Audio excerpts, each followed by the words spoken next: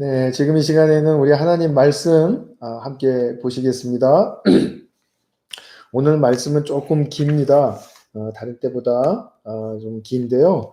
우리 두아디라 교회에 보내는 말씀 요한계시록 2장 18절부터 29절까지 우리 함께 보시겠습니다.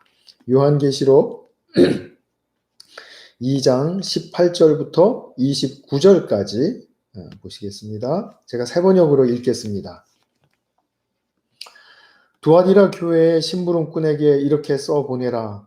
그 눈이 불꽃과 같고 그 발이 노새와 같으신 분, 곧 하나님의 아들이 이렇게 말씀하신다. 나는 내 행위와 내 사랑과 믿음과 섬김과 오래 참음을 알고 또 네 나중 행위가 처음 행위보다 더 훌륭하다는 것을 안다. 그러나 네게 나무랄 것이 있다. 너는 이세벨이라는 여자를 용납하고 있다. 그는 스스로 예언자로 자처하면서 내 종들을 가르치고 그들을 미혹시켜서 간음하게 하고 우상의 재물을 먹게 하는 자다. 내가 그에게 회개할 기회를 주었으나 그는 자기 음행을 회개하려 하지 않았다. 보아라, 나는 그를 병상에다 던지겠다.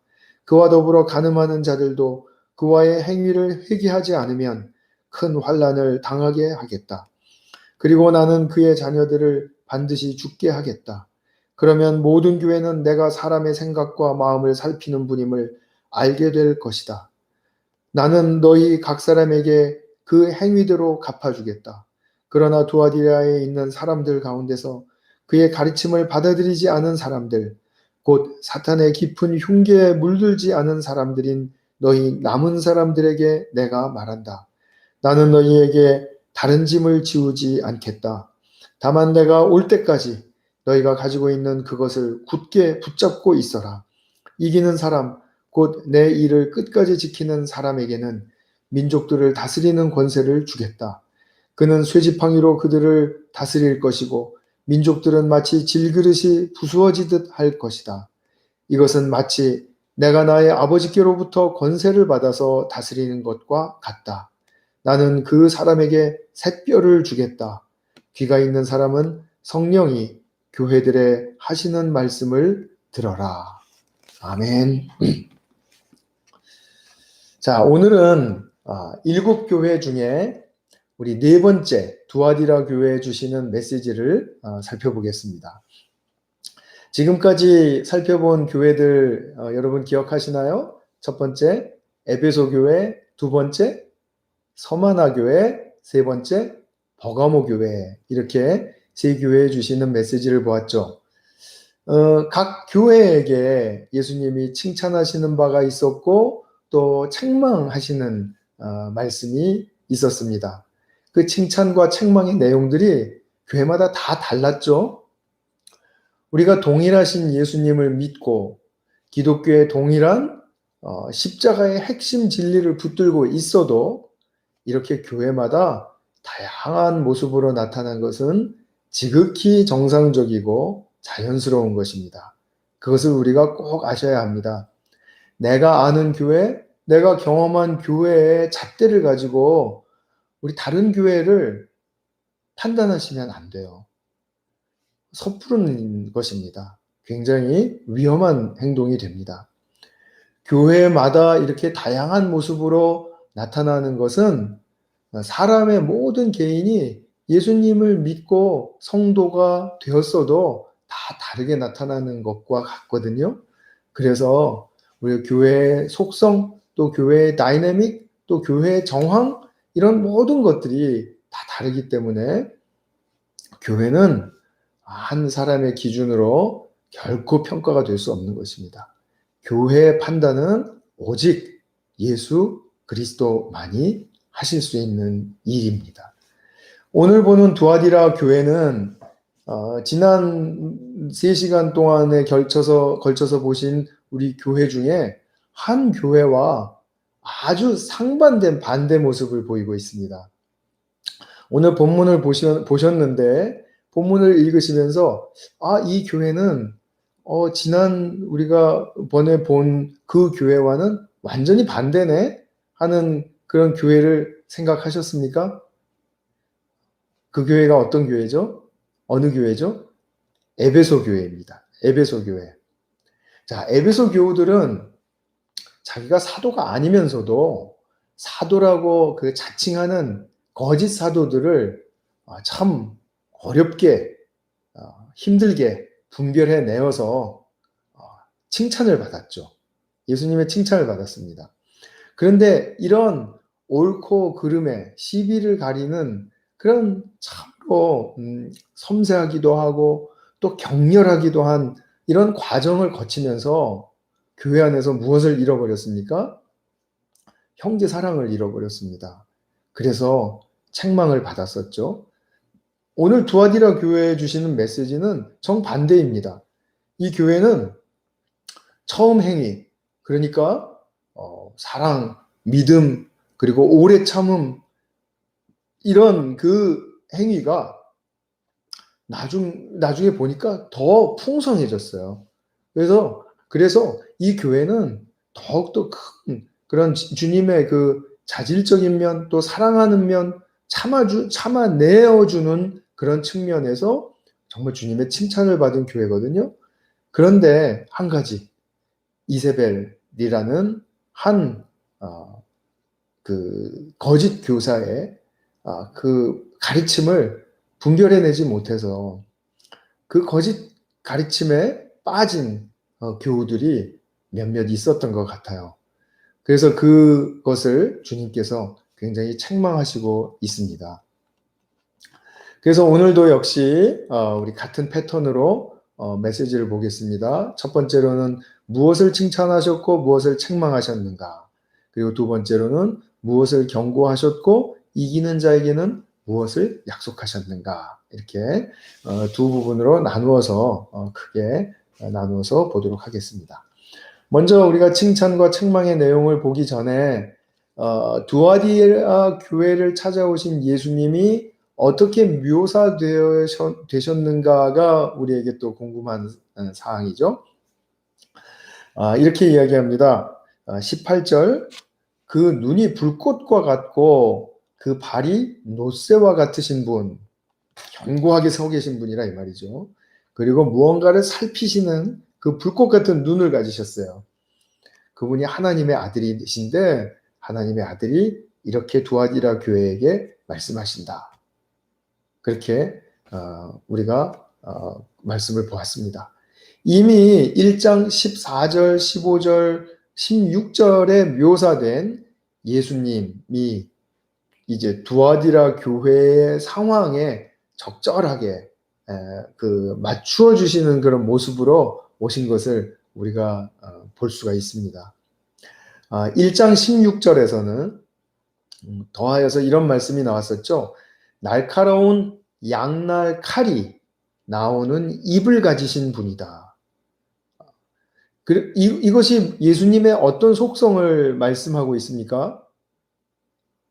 심판주 되시는 그런 예수님의 속성을, 소중한 중요한 속성을 말씀해주고 있습니다. 그러니까 말하자면 두아디라 교회 다 좋은데 지금 심판의 자리에 그 처한 그런 부분이 있다. 치명적인 부분이 있다.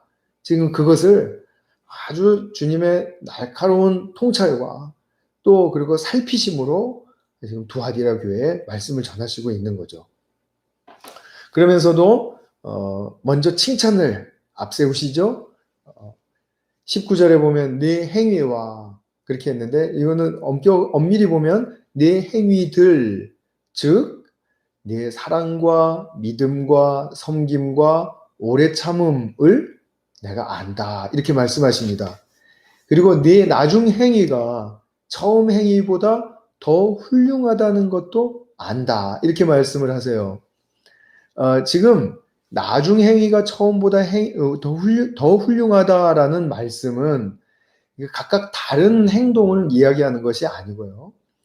처음에 시작한 그 행위들이 나중에 가서 보니까 더 풍성해지고 더 선한 영향력이 커졌다라는 그런 뜻입니다. 그것이 무엇입니까? 네 행위들 19절에서 말씀하셨죠. 네 사랑과 믿음과 섬김과 오래 참음, 이것이 더 풍성해졌다. 나중에 보니까 더 선한 영향력이 커졌고 그리고 더 성숙해졌다. 이런 뜻이에요. 그러니까 두아디라 교회는 전체적으로 보면 신앙생활을 통해서 주님이 기뻐하시는 그런 성숙함을 이루어가는 곳이었다라는 것입니다. 그런데 이제 책망하시는 부분이 있는 거죠. 책망의 부분이 20절부터 23절까지 길게 나옵니다.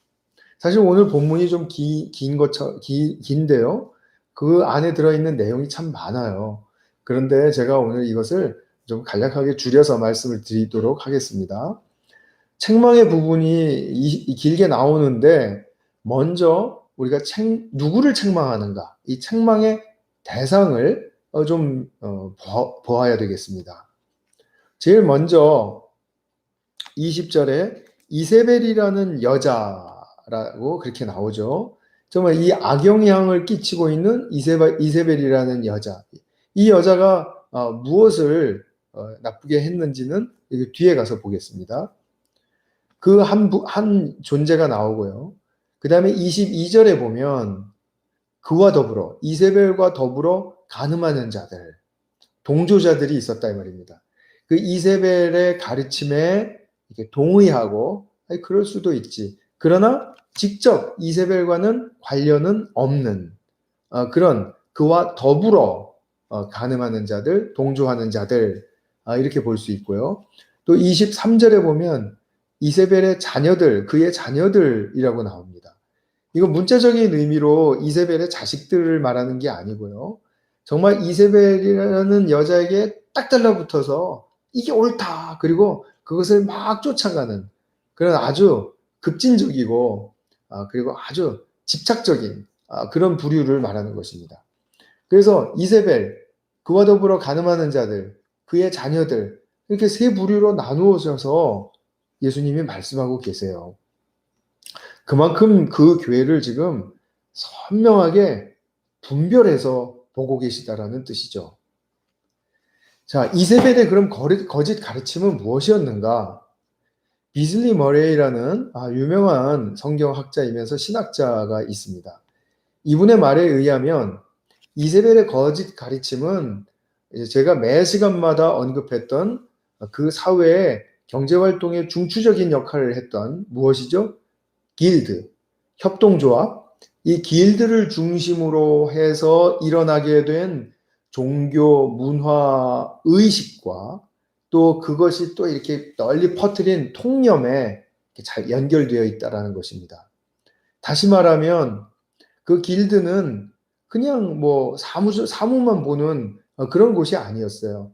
거기서 벌리는 자기들의 그 수많은 수호신들에 대한 인정과 또 경배, 그리고 또 때때로는 그 예배 행위뿐만 아니라 자기들끼리 모여서 막 이렇게 벌리는 종교적인 페스티벌, 뭐 행사가 많았다 이거죠. 먹고 마시고 그리고 그 속에서 진행되는 그런 의식 속에는 그 이방신들에게 드리는 그런 의식은 항상 좀 문란한 그런 어떤 성행위라든지 그런 것에 대한 상징적인 그런 행동들을 많이 했다고 알려져 있어요. 그런 것들에 대해서 이세벨은 우리가 예수님 믿는 신앙 안에서 그것도 다 괜찮은 것들이야. 이렇게 허용을 했다라는 것입니다. 그럼 지금 우리가 생각하기에는 이세벨이 그래 저 여자 정신 나갔구만 이렇게 생각이 되시겠지만 사실은 이세벨의 주장은 다음과 같은 그런 어떤 근거에 기초해서 말하고 있는 것이었었어요. 첫 번째로는 그리스도인은 세상으로 부르심을 입었다. 그러니까 세상으로부터 자신을 분리할 필요가 없다. 이런 그럴듯한 명제는 맞는데 그들의 정황 속에서는 전혀 적용이 불가능한 그런 말을 했다라는 겁니다. 세상과 그리스도인을 분리할 필요가 없으니까 길드에 가서 그럼 막 해도 된다. 참여하고 해도 된다. 그런 거였죠. 그리고 두 번째로는 행음과 우상 수호신 숭배를 두려워하지 말아라. 그런 거 두려워할 바가 아니다. 왜냐하면 우리의 진심은 예수님께로 가 있지 않느냐. 그러니까 거기 가서 우리가 그들에게 동참한다 하더라도 그냥 우리가 흉내만 내는 것이지 우리가 진심으로 그렇게 막 하는 거 아니잖아. 이렇게 말했다라는 거죠. 세 번째로는 길드에서 숭배하는 모든 신들은 하나님보다 철저하게 무능한 존재들이야. 그러니까 무엇보다도 뛰어나신 하나님이 그 아주 열등하고 뭐 있을지 없을지도 모르는 그 신들에 대해서 우리가 조금 좀 이런 행동을 한다고 해서 전혀 하나님은 까딱하실 분이 아니야. 우리가 이렇게 예수님을 통해서 하나님 믿는 거 아시잖아. 지금 그런 얘기를 하는 거예요.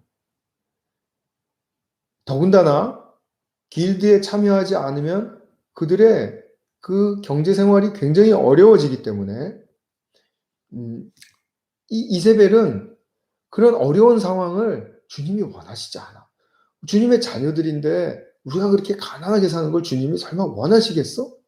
이런 식으로 굉장히 설득력 있게 이야기를 했다라는 것입니다. 그러니까 여러분 이세벨의 말이 이렇게 좀 그 근거를 그녀가 가지고 있는 근거를 살피니까 좀 어느 정도 이렇게 또 이해가 되시긴 하죠. 오늘날 우리도 이렇게 말할 수 있습니다. 우리가 진심을 담아서 마음으로 믿으면 되지. 뭐 주일날 꼭 뭐 우리가 예배 시간 뭐 아니면은 뭐 교회 모임 뭐 그렇게 꼭 가야 되나? 마음이 중요한 거지. 또 우리가 그래요. 어, 주님이 주님의 용서를 또 많이 경감시켜요. 우리가 지난 주일에 우리 이중수 목사님 말씀 들으면서 참 많이 그 도전이 되는 말씀도 있었고 참 은혜를 저도 많이 받았는데요. 예수님은 그 용서하심이 우리로 말미암아 죄를 짓는 것을 용서하시는 것이기 때문에 다 이해하신다.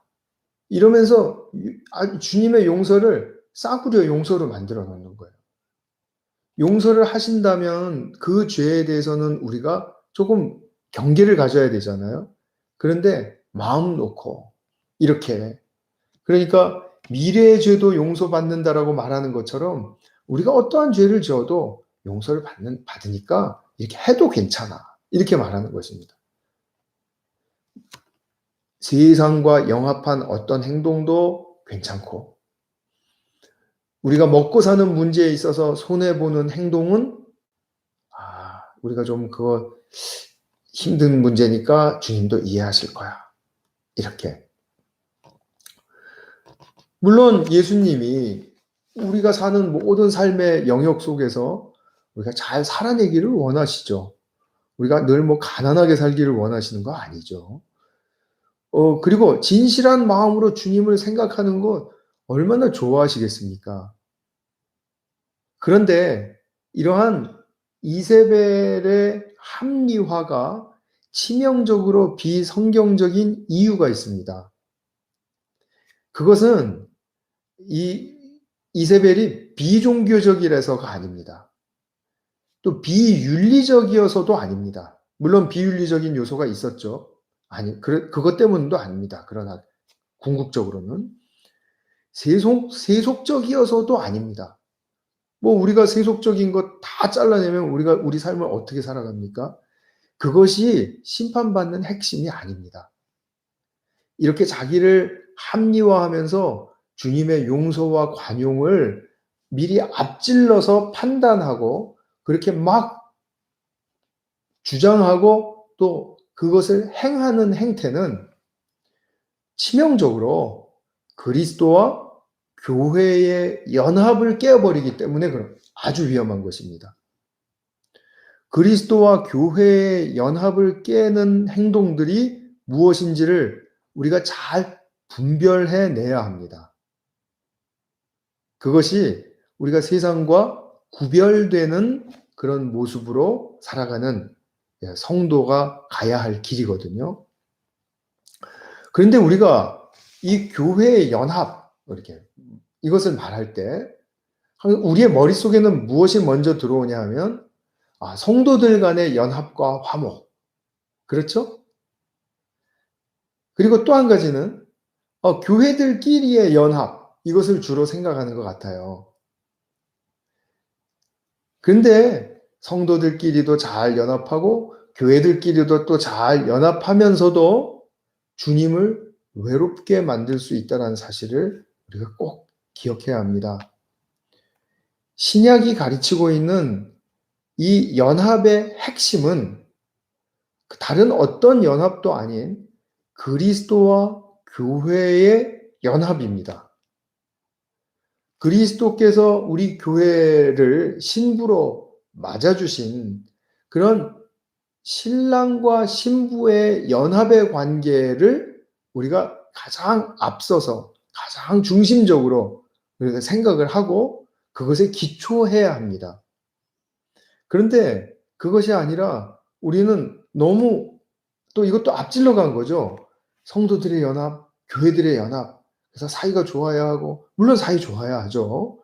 그러나 그것만을 주장하다 보면 그러면 주님은 어느샌가 우리의 사이드에 밀려 계시는 그런 현실을 발견할 수 있다는 거죠. 이렇게 주님이 사이드로 밀려가시면 성도의 삶, 교회는 또한 교회는 언제든지 깨어질 수가 있습니다. 이것이 굉장히 우리가 경각심을 가져야 할 그런 내용입니다. 개인적인 관계에서 주님과의 연합 굉장히 중요하죠. 그러나 신약은 무엇보다도 먼저 교회 공동체적인 차원에서의 예수님과의 연합을 먼저 주장하고 있어요. 그것은 정말 주님이 십자가의 죽으심과 부활을 통해서 이루신 가장 경이로운 구원의 핵심이 되기 때문에 그런 것입니다. 우리가 믿지 않는 사람들을 전도할 때 어디로 초대합니까? 겉으로는 교회 공동체로 초대하죠. 그러나 교회 공동체로 초대하는 그 겉모습으로 나타난 행동에 보이지 않는 핵심에는 주님과 교회의 연합으로 초대하는 것입니다. 우리가 그 믿지 않는 사람을 주님께로 밀어내서 가게 하는 것도 아니고요. 그 교회 겉으로 보이는 공동체 안으로만 또 이렇게 들어오게 하는 것도 아니에요. 교회가 우리가 예수님과 아주 친밀한 연합의 관계에 있는데 그 관계, 그 연합의 관계로 동참하라 이것입니다. 그런데 이세벨은 어떻게 말했습니까? 피상적으로만 주님은 우리를 괜찮다 하신다. 그러니까 우리가 하는 것은 다 용서받아. 그래서 그 주님과 교회의 연합을 염두에 두지 않고 그냥 주님의 용서라는 그 타이틀을 그냥 바로 주장하면서 로마의 방식을 우리가 좀 일부 받아들여도 괜찮다라고 그렇게 말한 거예요. 교회와 그리스도의 연합을 깊이 생각한 결론이 아닌 것이죠. 이세벨과 더불어 두 부류가 더 있었다 그랬습니다. 근본적으로 같은 선상에 있는 자들입니다. 이세벨과 함께 그런 행태를 동조하고 또 허용하는 자들. 또 그들은 이세벨과 직접적인 관계는 없지만 그 가르침에 편승한 자들이다. 이렇게 말할 수 있고요. 또 그녀의 자녀들, 이세벨을 매우 충실하게 추종하는 자들, 이것이다! 라고 또 이제 진리를 찾았다고 기뻐하면서 쫓아가는 자들도 있었겠죠. 하나님의 자녀들과 완전히 대척점에 있는 그런 자들인 것이었죠. 두아디라 교회의 일부 사람들이 이런 무분별성에 이제 빠지게 돼서 이세벨을 쫓아가니까 주님은 곧장 심판을 선언하셨습니다. 이들이 회개하지 않으면 큰 환난을 당하게 된다. 또 죽게 될 것이다. 이렇게 말씀을 하고 계세요. 이것은 막 어떤 상황이 막 일어나게 만드셔서 하는 그런 경우도 있을 수 있죠. 하지만 그리스도와 교회의 연합 밖에 있으면 이것은 자연스럽게 이루어지는 처사들인 것입니다. 그래서 주님이 이렇게 말씀을 하십니다. 23절 B에 모든 교회는 내가 사람의 생각과 마음을 살피는 분임을 알게 될 것이다. 얼마나 정확하게 알고 계시는 분임을 알게 될 것이다. 그러니까 그러면서 각 사람에게 행위대로 갚아주시겠다고 할 때 그 교회는 주님이 저러실 수밖에 없구나. 주님의 진리 밖에 있으면 저렇게 되는구나를 알게 될 것이라는 거죠. 그래서 주님이 겉모습만 보시겠다라는 것이 아니라 먼저 생각과 마음을 살피신다. 이거죠. 마음과 생각은 이 구약에서도 함께 짝을 이루는 관용적인 표현입니다. 많이 보셨죠? 인간 내면에 가장 깊은 영적이고 또 감정적이고 또 이성적인 그런 중심을 일컬을 때 마음과 생각이라는 그런 표현을 사용합니다. 그리고 여기서 주님이 살피시겠다라고 말씀하실 때 이것은 그냥 내가 한번 이렇게 볼 거야 라는 그런 어떤 대강 보는 듯한 아니면은 뭐 그냥 한눈에 딱 보면 아는 뭐 이런 그 뉘앙스가 아니고 이것을 알기 위해서 철저한 노력을 기울이신다라는 그런 말씀입니다. 그러니까 주님의 그 마음과 주님의 그 어떤 그 열정을 이렇게 쏟아 부으시면서 그러면서 살피시겠다라는 그런 뜻이에요. 그러니까 뭐 생각도 안 하시고 주님이시니까 뭐 쭉 보면 알겠지. 이게 아니라는 것입니다. 주님은 이렇게 우리를 살피시고 또 교회를 살피시면서 당신의 피조물인 인간과 교회를 어떻게 해서든지 인간이 태초에 지으심을 받을 때 이 핵심적으로 우리 안에 있었던 그 하나님의 형상 속에 정말 참되고 아름답고 진리의 내용들을 채워 넣어 주시고 싶어 하세요. 이것이 주님과 교회의 연합 관계 속에서 공동체적으로 꼭 해주고 싶으신 일입니다.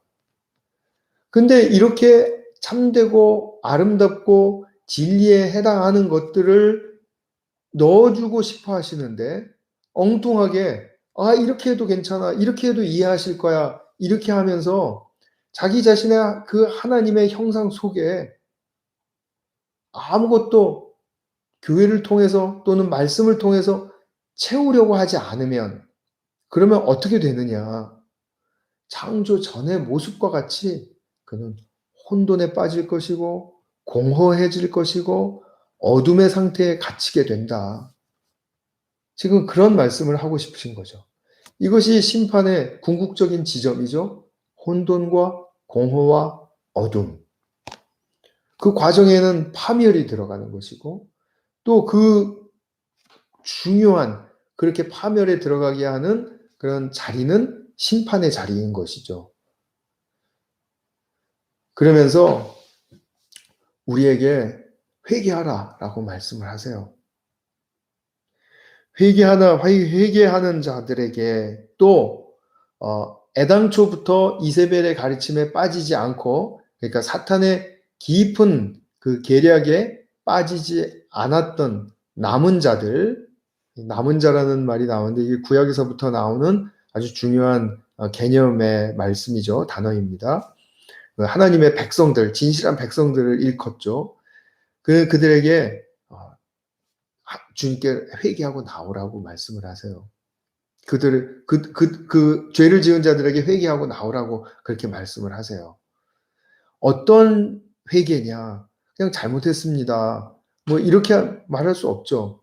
그렇게는 회개가 안 이루어질 것입니다. 왜냐하면 그들은 이미 어떤 엉뚱한 진리에 빠져 있으니까. 그래서 우리가 시편 139편을 쓴 시편 기자의 그 회개하는 유명한 그 말씀을 우리가 좀 상기할 필요가 있습니다. 139편 23절 24절에 보면 시편 기자가 이렇게 말합니다. 잘 들어보세요. 하나님, 나를 샅샅이 살펴보시고 내 마음을 알아주십시오. 이 말씀에 내 마음을 알아달라는 마음은 나도 내 마음을 잘 모를 때가 있고 잘 모르는 부분이 있습니다. 그것을 알게 해주십시오 라는 뜻입니다. 나를 철저히 시험해 주십시오. 그리고 내가 걱정하는 바를 알아주십시오. 내가 무엇을 지금 걱정해야 되는지를 알게 해 주십시오. 내가 나쁜 길을 가지나 않는지 나를 또 여기서도 살펴주십시오. 그리고 영원한 길로 나를 인도해 주십시오. 살펴주시고 알게 해주시고 시험해 보시고 하는 그 말을 계속해서 올려드려요. 이것이 정말 주님께 나 회개하고 싶습니다 라는 그런 표현이 되는 것이죠. 이런 자세와 고백이 우리 성도들에게 필요한 것입니다. 이렇게 회개하는 사람, 그리고 애당초 이세벨의 거짓 교훈에 빠지지 않았던 남은 자들, 그들은 주님이 이기는 자라고 불러주십니다. 그리고 그들에게 놀라운 권세를 주시죠. 27절에 보시면 나왔었죠. 26절 후반부부터 민족들을 다스리는 권세를 주겠다. 그는 쇠지팡이로 그들을 다스릴 것이고 민족들은 마치 질그릇이 부수어지듯 할 것이다. 이거 근데 참 어떻게 보면 위험한 권세죠. 그죠? 막 쇠지팡이로 다스리고 몽둥이가 생각나죠? 그 다음에 질그릇이 부서지듯 막 파멸하는 권세를 주시겠다라는 거예요. 근데 이 말씀은 성경에 처음 나온 말씀이 아닙니다. 제가 예배 시작할 때 읽어드렸던 시편 말씀이 어디에 나와 있는 말씀인지 아십니까? 아시는 분 아시겠죠? 시편 2편이었습니다. 다윗 왕을 세우실 때 하나님께서 이런 말씀을 하신 거예요. 제가 다시 한번 읽어드릴게요. 시편 2편 8절 9절 말씀입니다. 뭇 나라를 유산으로 주겠다. 땅 이 끝에서 저 끝까지 너의 소유가 되게 하겠다. 그러니까 뭡니까? 이 땅에 충만하고 그리고 정말 다스리는 권세를 주시겠다라는 뜻입니다. 네가 그들을 철퇴로 부수며 질그릇 부수듯이 부술 것이다. 이렇게 시편 2편 8절 9절에 이런 말씀이 나와요. 이건 무슨 말입니까? 다윗 왕을 세우시면서 하나님이 왜 이런 말씀을 하시죠? 다윗이 왕으로서 가진 이 통치는 태초에 아담에게 주신 통치 권세가 이제 타락으로 말미암아 허물어지지 않았습니까? 그 허물어진 통치 권세의 성취이다라는 것을 말씀하시는 것입니다. 그래서 아담의 무너진 통치 권세가 1차적으로 성취된 것은 다윗의 통치 때 아주 선명하게 드러났습니다. 근데 사실 이것은 더 깊은 배경 설명이 필요한데 오늘은 그것을 설명드릴 그런 게 없으니까 시간도 안 되고 여건도 안 되니까 오늘은 그냥 이렇게만 좀 이해를 해주세요. 나중 기회에 꼭 다루도록 한번 다룰 기회가 있을 것이라고 믿습니다. 그러니까 다윗에게 주신 이 권세를 두아디라 교회에게 주시겠다라는 것입니다. 그러니까 무엇입니까? 다시 한번 말씀드리면 아담에게 주셨던 위임 통치를 이제 잘 성취시켜서 그 성취된 그 수준의 권세, 심판의 권세를 주시겠다라는 뜻이죠. 누구만이 할 수 있는 일입니까? 이 심판의 권세는 왕만이 할 수 있잖아요. 왕. 그런데 요한계시록을 보면 여러 군데 성도들을 왕 노릇하는 자들이라고 그렇게 이야기하죠. 하나님의 대리 통치를 위임받은 우리는 왕들입니다. 우리는 왕 같은 제사장들이요. 이렇게 부름을 받는 거죠. 요한계시록 5장 10절에서도 하나님께 예배드리는 그 성도들을 향하여 그들로 우리 하나님 앞에서 나라와 제사장들을 삼으셨으니 그들이 땅에서 무엇을 하리로다? 왕노릇 하리로다. 이렇게 말씀합니다. 성도는 왕노릇을 제대로 하는 존재들입니다. 두아디라 교우들 중에 이세벨의 교훈을 극복한 자들이 누릴 수 있는 축복입니다. 그러면서 28절 이렇게 말씀하시죠. 이것은 마치 내가 나의 아버지께로부터 권세를 받아서 다스리는 것과 같다. 나는 그 사람에게 샛별을 주겠다고 하세요. 샛별을 주겠다. 새벽별입니다. 이 새벽별은 구약의 그 배경들을 쭉 살펴보면 메시아적 통치의 상징적인 표현입니다. 새벽별, 메시아, 그리고 통치 이렇게 연결이 되거든요. 우리가 메시아 예수님으로부터 구원받은 존재잖아요. 그런데 구원받은 존재들에게 메시아적 통치를 공유해 주시겠다라는 뜻이에요. 굉장히 놀라운 축복이죠. 이건 우리가 상상하기 힘든 축복입니다. 그러나 제가 늘상 주장하고 또 여러분들과 함께 나누어 왔듯이 하나님이 창조 때에 아담에게 주셨던 이 위임하시는 다스리는 권세가 바로 이렇게 성취되는 것이라는 사실을 아셔야 됩니다. 아담이 무너뜨린 통치의 권세를 아브라함 이후로 또 다윗 때에 가서는 정말 그 성취된 모습으로 드러났고 그 다음에 신약 시대에 와서는 교회에 이 심판의 권세를 주셨다라는 겁니다. 자, 그러면 마지막으로 한번 이것을 생각해 봐야 되겠죠. 우리가 심판의 권세를 받았다면 우리가 무엇이 가능해지는가? 무엇을 할 수 있는가?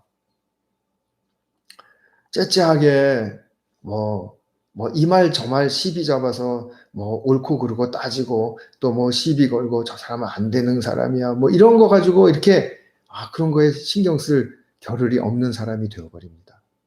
무엇이냐 하면 아까 말씀드린 것처럼 교회가 주님과의 연합의 관계를 지키면서 그분께 충실하고 그리고 그분의 주님의 그 사랑의 말씀을 잘 받으면 우리가 세상적으로는 가진 것 없을 수도 있고 또 빈약해 보일 수도 있고 또 이 땅에서 부족한 모습으로 보일 수도 있습니다. 별거 아닌 것처럼 보일 수 있다 이 말이죠. 그러나 이 주님이 주신 삶과 소명의 길을 창조의 회복을 향해서 구원의 길을 갈 것이냐 아니면 구원의 정반대 역창조의 길, 즉 심판의 길을 갈 것이냐 이 두 갈래길을 잘 분별할 수 있는 사람이 된다는 것입니다. 그러니까 자기 감정에 휩쓸릴 수 없겠죠? 작은 어떤 것에 휘말리기 어렵겠죠? 이런 사람들은 무엇이 구원이고 무엇이 역창조의 심판의 길인지를 알기 때문에 항상 일을 대할 때 또는 어떤 관계를 만날 때 문제를 당할 때 당당하고 여유 있고 이거는 주님의 지혜와 주님의 사랑으로 감당할 수 있어 라는 기대를 갖고 그것이 삶의 힘으로 변환되는 사람들이 되는 것이겠죠. 이 길을 주님이 인간으로 오셔서 인간됨의 축복으로 누릴 수 있다는 사실을 이미 보여주셨지 않습니까?